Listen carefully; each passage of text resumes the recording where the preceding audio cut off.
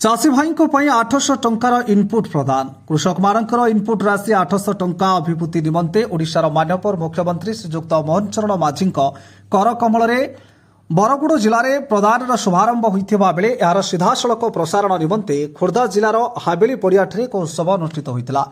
खोर्धा जिलापाल श्री चंचल रणांक सभापतित्व में उत्सव अनुष्ठित होता बेले एथिरे मुख्य अतिथि रूपे मान्यवर आईन और अबकारी मंत्री श्री पृथ्वीराज हरिचंदन जोगदे निज वक्तव्य कही आज दिनटी चाषी एक इतिहास ऐतिहासिक दिन हो ओडिशा राज्यर चाषी को संतान स्वरूप राज्य सरकार या कार्यकारी करिसेंती। खोर्धा विधायक श्री प्रशांत जगदेव निज अभिभाषण में कही चाषी हसिले देश हसिब आमर पारंपरिक चाष हेउछि धान। कृषक मानक अभिवृद्धि निमंते उद्दिष्ट एक कार्यक्रम में जिला परिषद कार्यनिर्वाही अधिकारी श्री ज्योतिरंजन साहू प्रमुख उपस्थित थिले। उत्सव में जिलार समस्त उच्च पदस्थ अधिकारीगण सामिल थिबा देखिबाकु मिलितला। खोर्धारू शहीद लियाकत अलींक रिपोर्ट आवाज ओडिशा।